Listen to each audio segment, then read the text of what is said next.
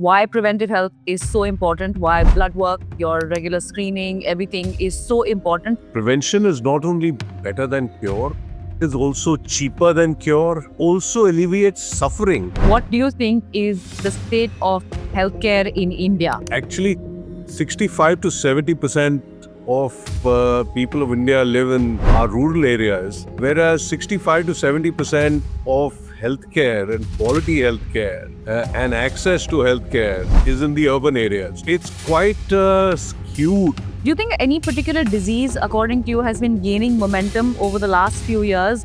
So cancers are going up as a whole. Okay. And people ask me often, what is the reason? One reason is, so if your aunt, your mother, your masi, your sister had breast cancer, then your chance of getting breast cancer increases. So you are at higher risk. One very simple thing which any girl can learn is self-breast examination. Somebody had put up two conflicting blood test reports by two diagnostic labs. Now, as a diagnostic chain which you run, how have you managed to keep that accuracy going and that trust in people? Reports can vary. Even if both the centers did quality reports. As a doctor, what all do you do to keep yourself fit and mobile and agile, and how do you look after your health? Factor number one. Hi, I'm Neha and this is a Lifesaver Show. If you've ever wondered what topics come under the umbrella of preventive health, then I have just the person who's answering all these questions for you and more today. I'm in conversation with Dr. Harsh Mahajan, who is the CEO of Mahajan Diagnostics in Delhi. Let's listen in.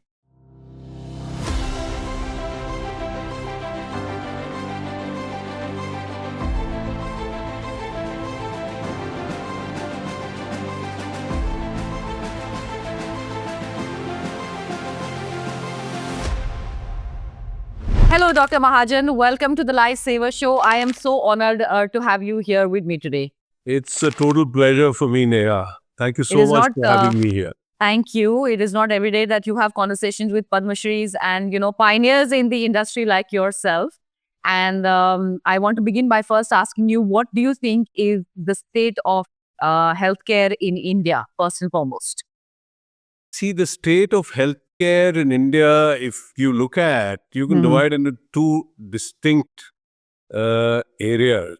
Okay. There is healthcare in urban areas, and there is healthcare in rural areas and our tier 3, tier 4 towns. Actually, 65 to 70% of people of India live in our rural areas. True. Whereas 65 to 70% of healthcare and quality healthcare and access to healthcare is in the urban areas. So it's quite a skewed healthcare system that we have. Having said that, I think where it is available, it is of high quality. And some of our hospitals, our diagnostic centers are equal to the best in the world. If we look at primary care, there I think we are still lacking. This is an area because everyone has to go to a hospital or to a specialist when they fall sick. That is not the ideal scenario. Okay. We should be actually going to a primary care physician. Our neighborhood doctor uncles that we used to have, probably you are much younger. Yeah. We used to have this neighborhood, general practitioner. Okay. Who for everything we would go, he would know the family history, he would know who has what, he would know about your own problem, how many times you've had fever. And so there was a lot of bonding. Two, you didn't need to go to a specialist unless the primary care physician or your local GP said that ye serious hai, now you need to see a specialist. And this is global. This is not something which is confined to India itself. The GP has kind of gone out of fashion, and it's the era of specialists. Yeah. where I think that's one area. And then secondary care, tertiary care, quaternary care. You know, we have, everything that is done anywhere in the world is done in India.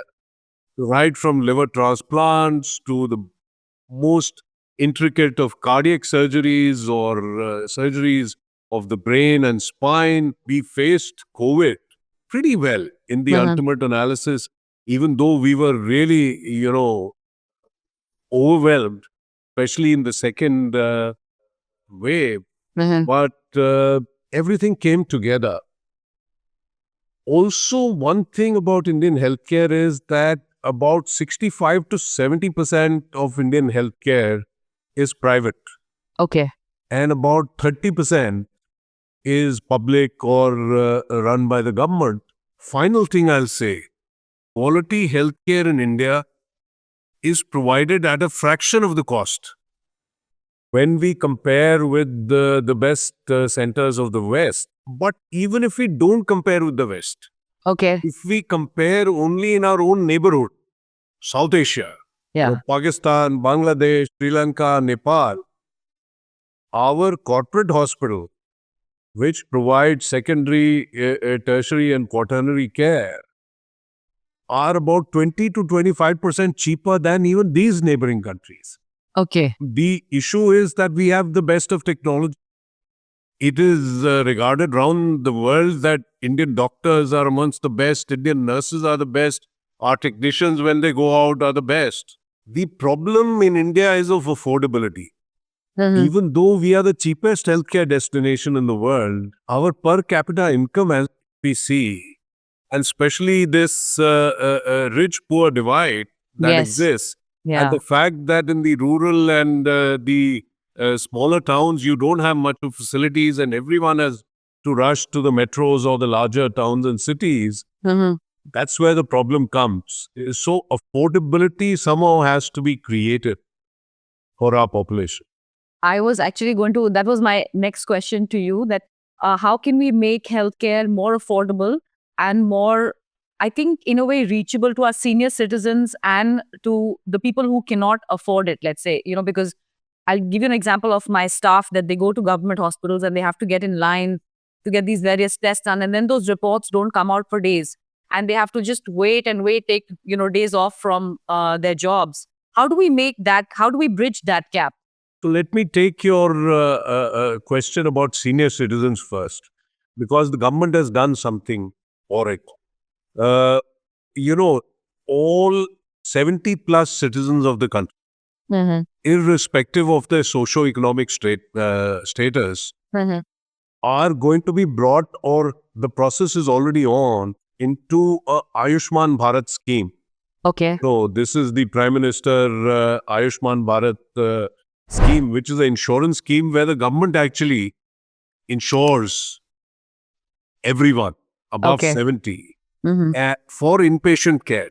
So if you need to go to a hospital, if the problem is serious and you you require admission, it would be covered through this scheme of the government, which will, for a couple, provide 5 lakhs worth of, cover. Then the other thing is that for the lowest socio-economic strata, Mm-hmm. which is about 55 crore people of this country, now Mm-hmm. the 70 plus are about 6 crores. That's Mm-hmm. also a huge number. In that, for those below a certain socio-economic strata, that is the lowest ones, about 55 crore of them, about 10, 11 crore families Mm-hmm. have also been brought in 7 years ago into Ayushman Bharat scheme, PMJ as we call it, Mm-hmm. where again till 5 lakhs a year for the family, Mm-hmm. they are covered for inpatient hospital care. Okay. So that has been attempted. For some strata of society, the government has been doing this. And this will be the only way that healthcare can be made affordable. Mm-hmm. Because, there's a limit below which cannot improve efficiency you cannot reduce costs. You cannot give quality healthcare. You know, some people believe free में हो जाएगा. Free में कहाँ से होएगा? I mean, if you look at the cost of providing healthcare in the government sector itself, if the government were to look at its own hospitals and say for, say, prostate surgery or hysterectomy, how much does it cost the hospital? That is when, you will realize that healthcare costs money. Whether we Okay. can afford to pay or not is a separate issue. Then electricity, water is all charged at commercial rates. If you're renting a place like we do for a diagnostic center, you're paying commercial rate. Okay. You're paying commercial rates for power, for everything. There's no subsidy. Yeah. When you go to obtain loans, you're paying commercial rate. So what has happened? Within the system, the expenses have gone up. And year on year, based on inflation, you have to increase salary. The expense of material goods increases, expense for drugs, for contrast, for syringes, for everything keeps increasing. And so there has to be a system where, and the government talks and really believes in universal healthcare, that each citizen of the country should get quality healthcare. And this is, a goal that the government has set for itself. But that can only be possible if there are insurance schemes which make the running of a hospital viable. Okay. We are not talking profits. We are not talking profiteering. We are saying hospital viable ho. Uske kharche meet ho. Kharchas compared to the revenue that they generate. वो ही meet हो जाए तो बहुत बड़ी बात. And on that score, that is where, insurance schemes need to come in, which also look at quality and realize that quality comes at a cost and make it viable for a hospital. Okay. Through that scheme. Don't look कि वो, एक अमीर आदमी आएगा, वो तो पूरे पैसे दे देगा, so गरीब 20% दे, 25% दे, या स्कीम के थ्रू 30% में हो जाना चाहिए. Yes. Yes. Yes. Currently, that is what happens. There is a Okay. cross subsidy that happens in the healthcare system of any hospital. Those who are in a private healthcare insurance or who are paying, out of pocket, actually they pay full. And those who come through schemes of the government and what all, they pay 30%, 35%, 40%, as the case may be. Okay. So it is actually currently also, there is a cross subsidy that's happening. Those paying full or nearly full are actually subsidizing, and that's how hospitals are able to keep afloat. That's Okay. how hospitals are able to run.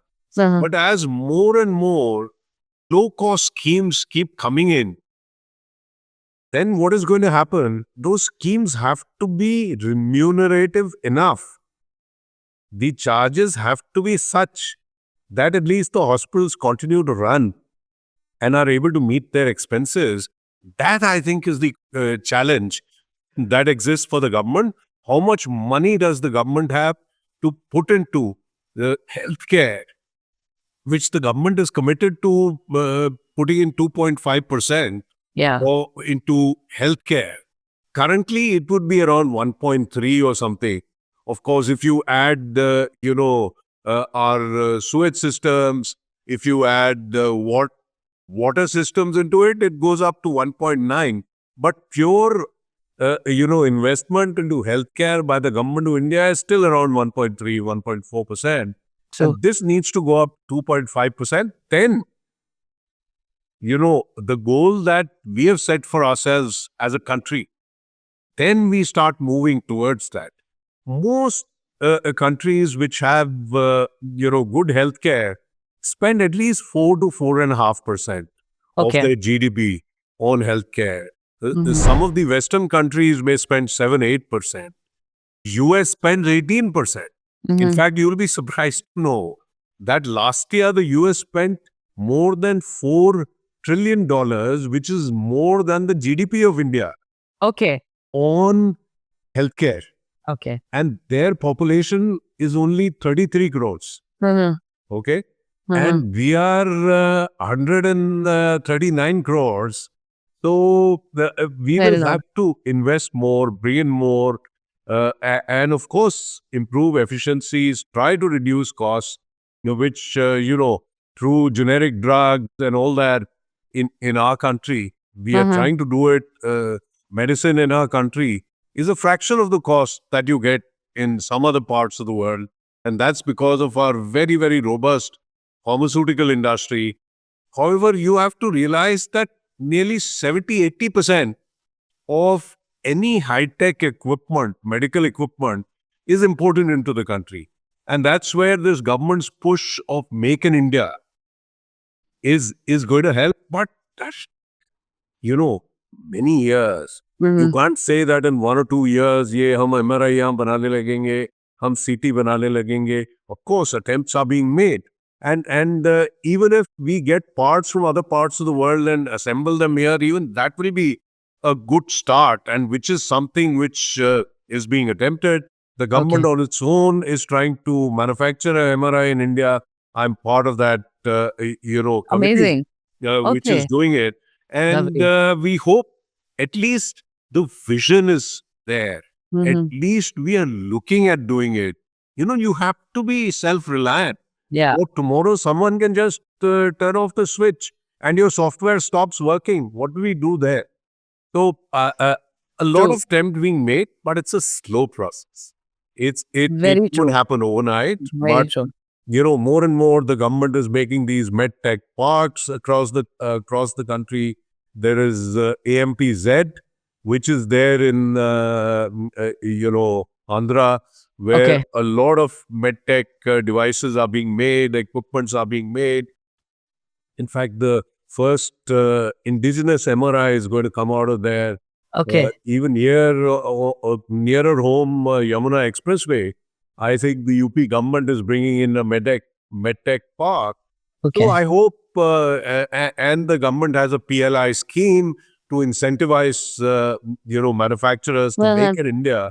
All of those are helping, will help.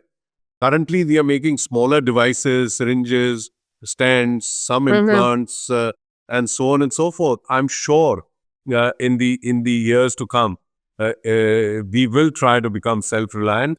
That Right. sounds very promising, Dr. Mahajan. In fact, I remember a few days ago, I was having a conversation with you over the phone, and we were talking about artificial intelligence and the use of AI in medicine. And you sounded very enthusiastic, and you were very keen that this takes off on a good note. It has taken off, Neha. Actually, it's in 2016 that Dr. Jeffrey Hinton, a very famous scientist, actually developed deep learning. And it's after that AI in healthcare Mhm. actually got a fillip. You'll be glad to know that at Margin Imaging and Labs, Mhm. we've been involved with development of artificial intelligence in imaging and radiology since Okay. 2016. Okay. And in 2018, the first paper on AI Mhm. in the Lancet. Mhm. Lancet is probably Yes. Yes. the most well-regarded, respected medical journal in the world. Mhm. The first paper on AI in the Lancet came Mhm. from India, Okay. from our group, along with our collaborators, Cure.ai, out of Mhm. Mumbai. And it was a proud moment for us. This was Mhm. in October of 2018, so Okay. 6 years ago. And there are many very robust startups in our country which are doing great work in AI. These may Okay. be 1, 2, 3 people, young boys out of IIT trying to do it, or some radiologists sitting and trying to Mhm. do it, and they are doing very, very well.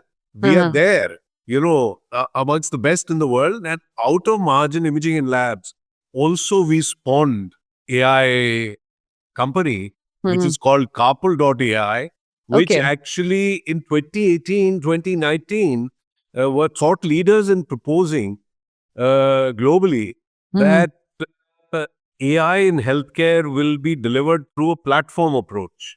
Okay. And that has come through. And in May of this year, Carpal.ai became the first and only AI company in the world, AI platform in the world to get US FDA approval. Okay. And last month in October, they got CE marked.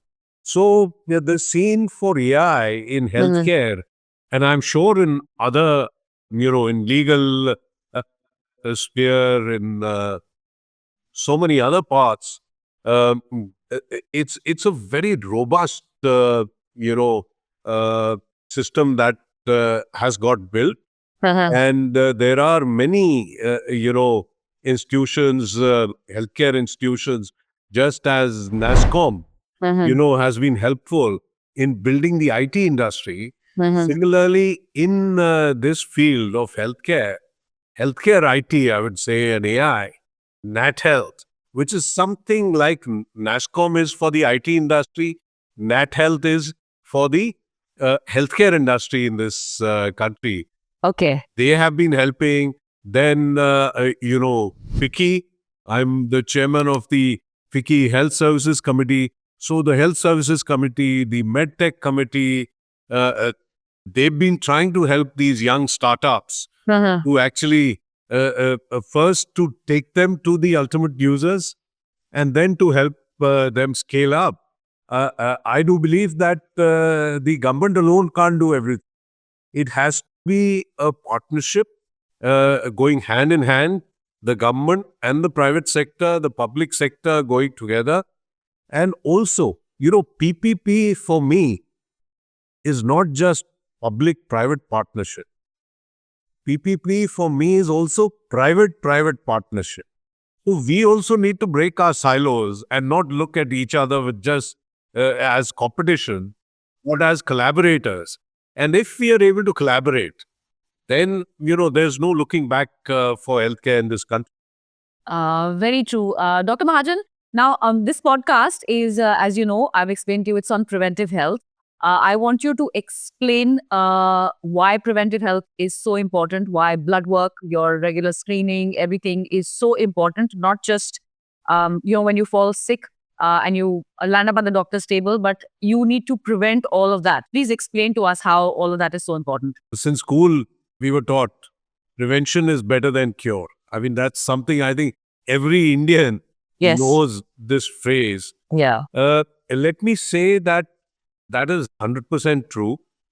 Prevention is not only better than cure, it is also cheaper than cure. Okay. It also alleviates suffering because any disease which is picked up early, you can treat it. In many instances, you can cure it. You can actually reduce the complications and the side effects that happen if caught early. If caught late, then it is like firefighting. Suffering is huge. Then we talk in terms of, being able to control the disease. It's not cure then that we talk about, or control. And so this country has shown that on the prevention front, when the need arises, we can do a great job. And prevention, very simple things. Blood pressure. How easy is it to check blood pressure? We think that these are all diseases which happen at 50, 60 years of age. Oh, hum health check to 60 saal mein karayenge, 50 saal mein karayenge. Whereas certain things, blood sugar, test for blood pressure, test for hemoglobin. There's still a lot of anemia in our country. All these small things, low-cost things, they are very, very useful in picking up. We know that, type 1 diabetes also occurs, and it occurs in young children. So whenever the opportunity arises, one should do it. And then once, depending also on your risk profile. So we divide generally the entire population into two halves. One who are at higher risk for a certain disease, say for a cancer or for, say, Alzheimer's or for heart disease, depending on your family profile, depending on the kind of job you do, depending on whether you're a smoker, you are a drinker, whether you're obese, whether you live in a urban setting. You'll be surprised. The rural people are much better off, as we call it, non-communicable diseases or Yeah. NCDs, Yeah. as compared to the people living in cities. Mhm. They're also, in the last decade or so, that thing is also changing as, our bad habits of how we, live our lives also percolate down to the rural areas. They are also Okay. starting to get non-communicable diseases it used to be diseases of the West. Yeah. Were more taking care of infectious diseases, and we used to call these NCDs diseases of the West. Then, they became diseases of our urban areas, and now these are also going to the peripheral rural areas as our bad habits, spread. Everyone has the cell phone. Everyone knows how the world lived and all that. So this fast food and all that, they are trying to make it healthier and healthier, but still, there's nothing like home cooked food. We know what's going into it. I Uh, agree. uh, but coming back to your question, so say for cancer, let's take one context of breast cancer. There's huge, increase of the breast cancer in this country, Okay. which has now become the number one cancer among women. Cervix cancer, still there has been some control, so those numbers are going down. And now with the availability of the HPV vaccine, which can be given to girls, which, this is one cancer which is virus mediated. Mhm. So that is happening. So breast cancer incidence is going up dramatically. And if you look around you in your friend circle, in your mother's or father's friend circle, you will hear of some aunt getting breast Yes. cancer or some friend getting Yeah. breast Yeah. cancer. So for this, like I said, we divide the population into those who are at high risk and those who, as we call, are at average risk. And there is a genetic basis to breast cancer. So if your aunt, your mother, your masi, your sister had breast cancer, then your chance of getting breast cancer increases. So you are at higher risk. Okay. So one is to educate and to realize that you are at higher risk. Okay. If you are at higher risk, then starting from even 25 to 30 years of age, the youngest girl with breast cancer that I've seen is 16 years of age. Okay. So don't think wo bachpan mein nahi hota. It's very rare, but it happens.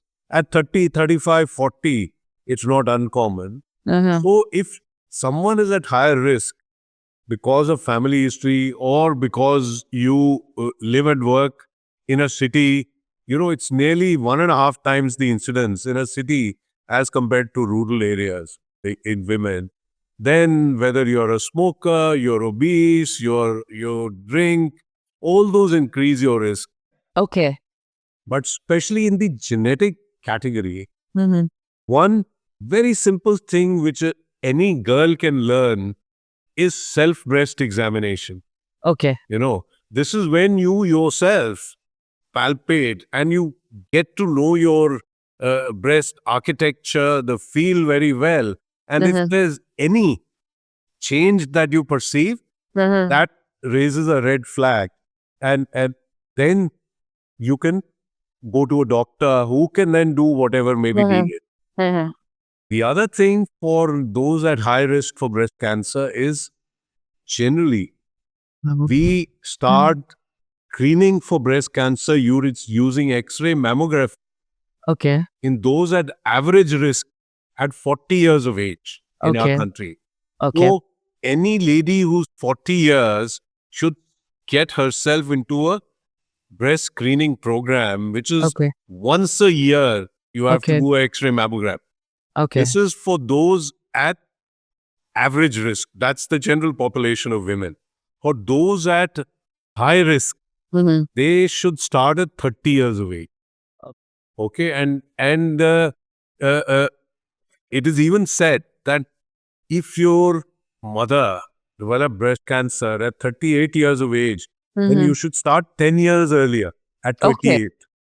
28. So those at high risk start at 30, those at average risk start at 40, and done every year.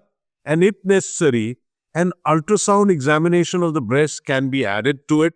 And also, in the last few years, especially in women at high risk, MRI mammography Okay. has also been added to it. Okay. And in the US, the insurance companies now actually pay for a MRI mammography starting 30 years of age and doing every year in the screening program. Okay. Unfortunately, we don't have a robust screening program in our country. And frankly, I tell you, we have X-ray mammography machines in all our centers in Delhi and outside. And most of the time, wo khali pade rehte. There is somehow this, mindset of not doing screening. I think that needs to change. Because That is also where I think education plays a big role in and this convincing them. podcast of yours, Yes. I think, should sensitize. Yes. Well, This is what I want everybody to figure out. That's how we want to spread awareness, via this podcast, that screening is a must. It's a must. Yes. Because, if caught in early stage 1, stage 2 stage, when you may not even feel it. Yeah. But an X-ray, mammography, ultrasound, MRI is able to show you. Yes. Then it's a cure. So you will live your normal life. Unfortunately, in our country, we catch disease mostly in Very stage late. 3 and stage 4. I know. When then it becomes a struggle for the patient, for the doctor, for the family, for the entire healthcare ecosystem. So that's where, this focus on preventive care. Dr. Mahajan, is cancer, do you think any particular disease, according to you, has been gaining momentum over the last few years? Because you are, in the thick of things, is it just breast cancer, or is it, are there any other diseases Overall, according to you? it's cancers of all kind. Okay. Because even this pollution, water pollution, air pollution, foods, additives, colors, God knows what all we are eating. Okay. They all are adding. So there's an increase across the board. Cervical cancer is going down. And that shows that if you're aware and if you actually target it, and the government did it very well, and we hope, the HPV vaccine will also get universally available, not only for girls, but even for boys. It helps in prostate cancer. Yeah. So cancers are going up as a whole. Okay. And people ask me often, what is the reason? One reason is our numbers are increasing. Our longevity is increasing. When we gained independence in 1947, life expectancy in this country was 32 years. Today, it's 71 years. So if you live longer, the chance of your developing some kind of cancer also increases.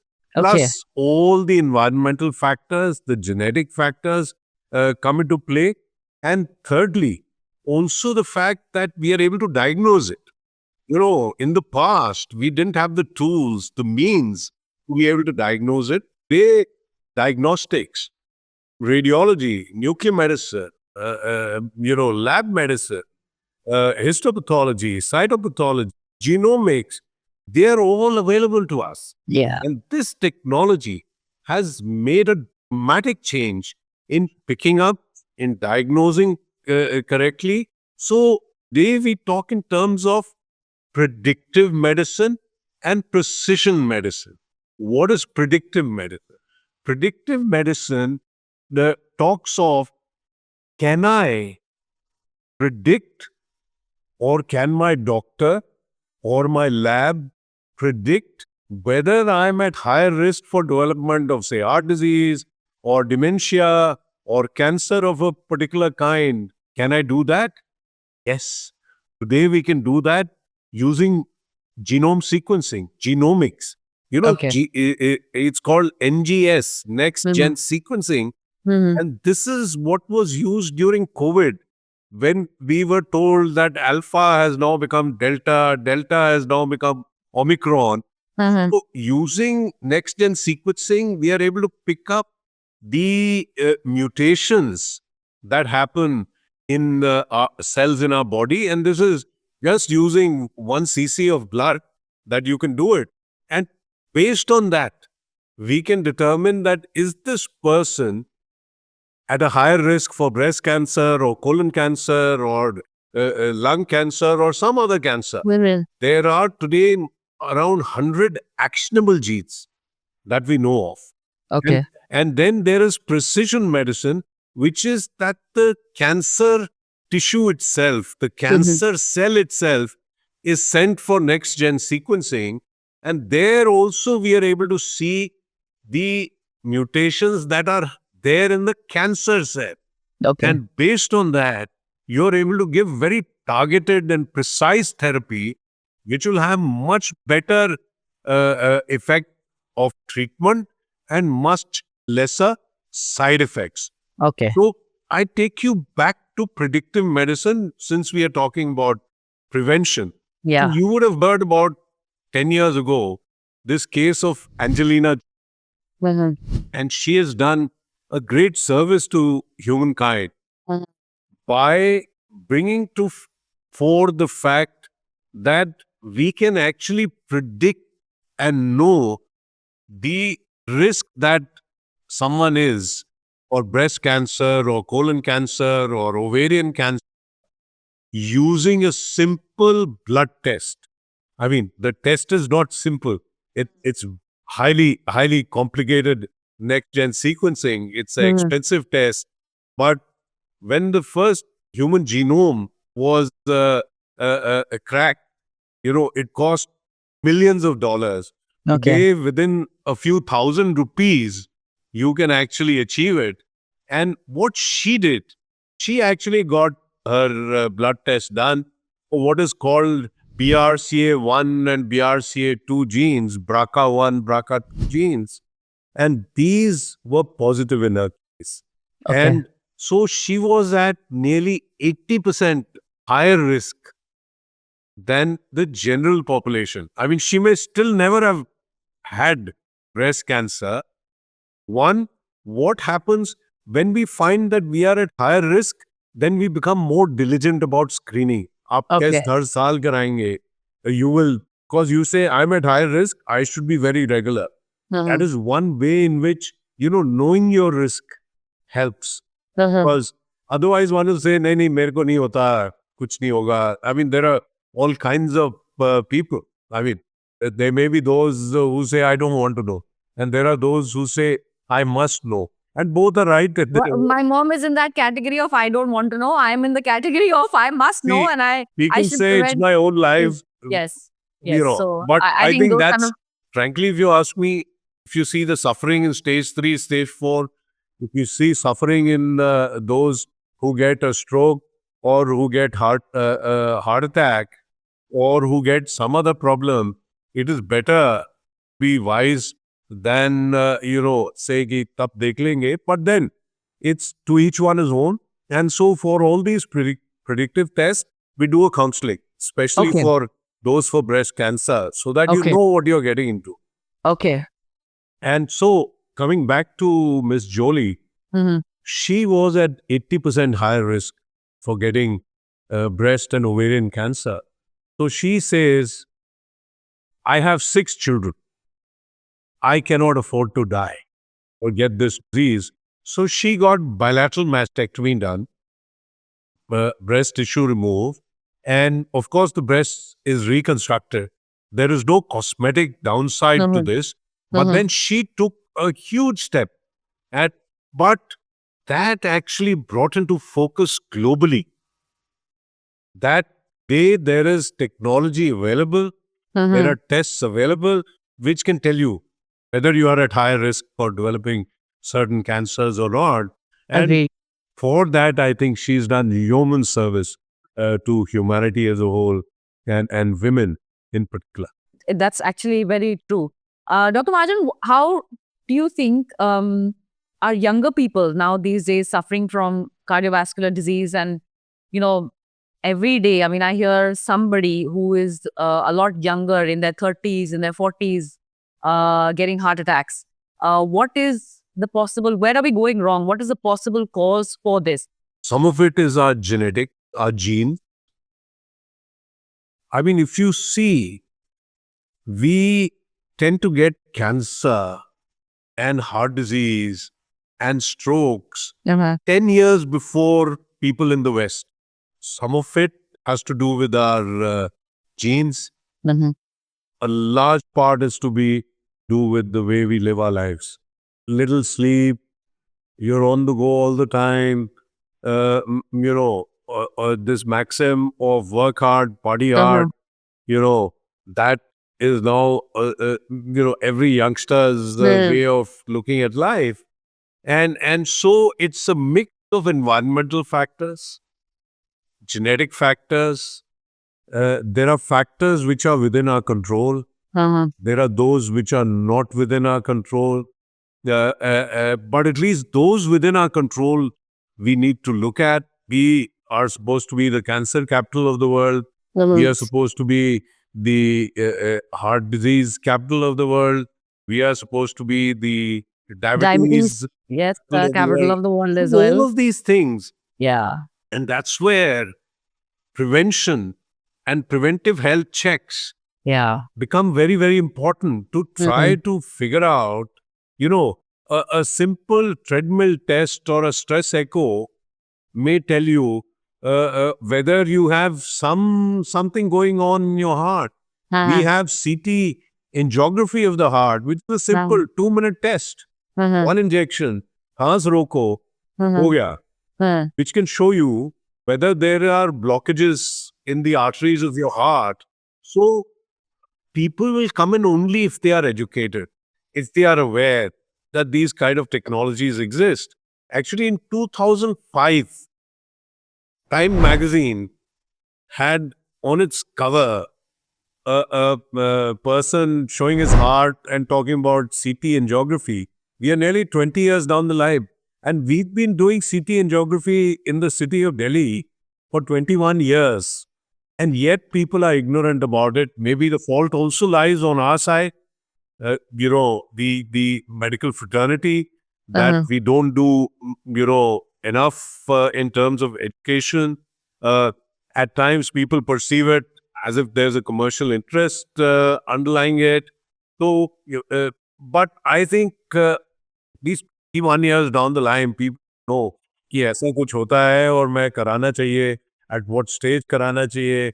So those at high risk, I would say 40, 45 years of age, just get one done once, and those at average risk get one done at 50 years of age, because, there's these diseases cause a problem only when they reach 90% of narrowing, 95% of narrowing. Whereas 30, 35, 40%, once we show them, then I can tell you these people become very, very, lifestyle change, this, that, everything happens. In a way, it's good if you are able to control your own destiny. There's someone I really admire, Jack Welch, who was the chairman of GE. And he, two things I like what he said, and which I use in my day-to-day life. One, he said, change before you have to. Okay, before you're forced to change. कि नहीं अब तो यार वो मीठा बंद करना पड़ेगा, डायबिटीज हो गई, अब तो fatty food बंद करना पड़ेगा, fried food बंद करना है. So he said, of course he said it in a different context, not in the context of health checks, but I feel it applies to every walk of life, every phase of life, every stage of life. And the second thing he said, control your own destiny or someone else will. So this is where I think the focus that has come on wellness following the pandemic, it has been, brought to us, with a sledgehammer. Think of wellness, think of prevention, Yeah. Not only illness, we will tackle it when it comes. And that's where I think even, home health, elderly care, healthcare provided out of hospital, telemedicine, all of these are going to be game changers going forward. Okay. Where and what telemedicine is able to do, and I am associated with a telemedicine provider called Meradoc, which provides telehealth services over the phone, actually trying to work like the old doctor uncle general practitioner on the phone, so that from the comfort of your home you're able to talk to a doctor Okay. online Okay. who can solve. And research over the years has shown, especially it came out of Mexico, that 70 to 75% of healthcare problems can actually be solved on the phone. Okay. And when there is need to see a specialist or a ambulance to rush you to the hospital or for you to get a test, through telemedicine, they can all be organized. And I feel that's what, if we have to provide universal healthcare to our citizens, it is going to be through telemedicine. And the government also has what they call e-Sanjeevani, Okay. where they are, hooking up the primary health centers and the health and wellness centers, they call them Ayushman Arogya Mandirs, through a telemedicine network. Still early days. I'm sure we'll learn as we go along. But telemedicine, I personally feel can play a big role. And these startups like Meradoc Hanji. need to be encouraged, motivated, because, it's very tough for startups which have positive funds just keep going till such time it reaches a tipping stage, and then they kind of become profitable. So that's something we need to focus on. Dr. Majan, I was on Twitter the other day and I read somebody had put up two conflicting blood test reports by two diagnostic labs, and one showed absolutely fine cholesterol levels, the other one showed elevated cholesterol levels, and naturally that person was very concerned and he put them up. Now, as a diagnostic chain which you run, how have you managed to keep that accuracy going and that trust in people? Because I don't see it in most, while there are dime a dozen diagnostic centers that have mushroomed across Delhi, but that trust when someone talks of your brand name is there. How have you managed to keep that? Well, that's only through focus, through focusing on quality, in putting in controls, in buying the best possible equipment, Okay. in having the best doctors, the best technologists, the best people running those equipments. And reports can vary. Even if both the centers did quality reports, because a blood test shows you what was the level at that point of time. Cholesterol, to some extent, if you do give a sample 6 hours after you've had a hearty meal, or you give 12 hours after you have a hearty meal, the results can be different, the triglycerides can be different, and what have you. But without going into that specific case, there has to be a lot of focus. Okay. So, the focus on quality, how the sample is transported, whether the cold chain is maintained or not.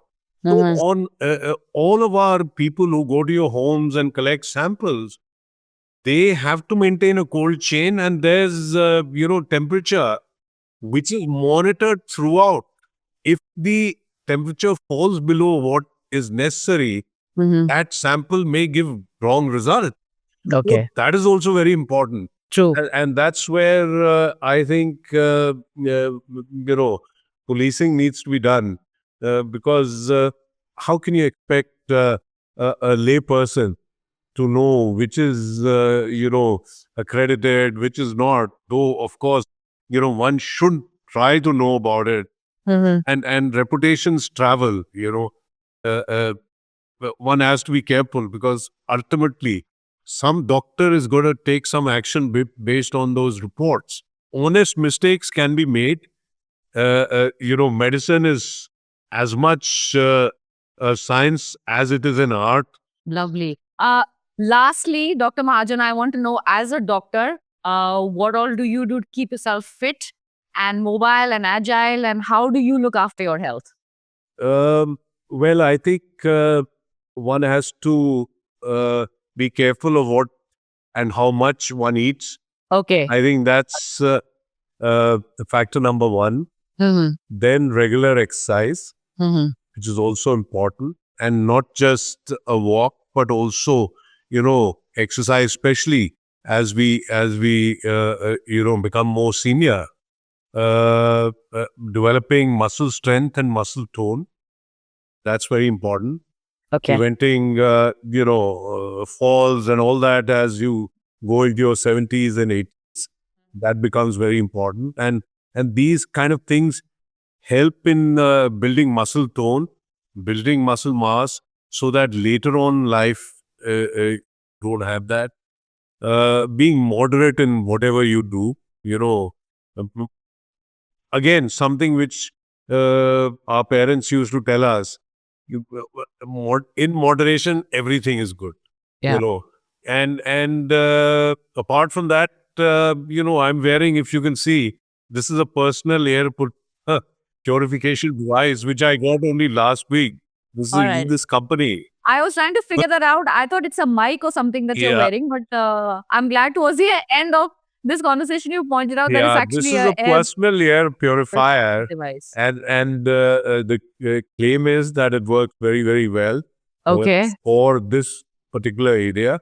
Okay. And then clean water, clean all the right things, and most important, I think mental health issues are becoming a huge, huge thing. So keep your friends close. Meet them. Talk to them if you can't meet them. This also is becoming an epidemic. Depression is becoming an epidemic. I think post the pandemic, it has become even more, Very true. Very true. depression and mental health. But So we meet our what friends whenever we can. Yes. कोई phone करता है, मिलना है. There was a time in our lives when we would say, नहीं आ सकते. That Yeah. was the default response. Yes. And then the default response is yes. And then you look at your calendar and say कि कब जा सकते हैं, कैसे जा सकते हैं. So I Yeah. think that also, camaraderie, friendship, emotional satisfaction within the family, with your family and friends, I think that's also very, very important. Thank you so much, Dr. Mahajan. It was so lovely chatting with you. And I think everybody, whoever's watching, can take so many inputs and just download all the information that you have, just said about preventive health, about getting your, especially on breast cancer awareness, and on the education of, screening, aggressive screening. I think that's an important takeaway from this chat. Thank you so much. Thank once you very again. much, Neha. Before you close, I would like to remember your father, your late father, Mr. Bishan Singh Bedi, probably the best spinner and captain this country has ever produced. And even when he was going through, lot of health issues, you could always see him smiling and laughing and chatting. And I think being happy is very, very important. Happiness also brings health. It's very important. Thank you so much, Dr. Mahajan, for explaining the nitty-gritties. Thank you so much for keeping my dad in your memories. Most importantly. He was a friend. He was a dear friend. Thank you. Thank you very much. Thanks so much for listening to this conversation with Dr. Harsh Mahajan. I hope you could pick up some important snippets on breast cancer awareness and the importance of regular and aggressive testing on that. Now, you could please join our Lifesavers community on Instagram and on YouTube. and tell me what you would like me to cover next, and I'll make sure that that happens. Thanks.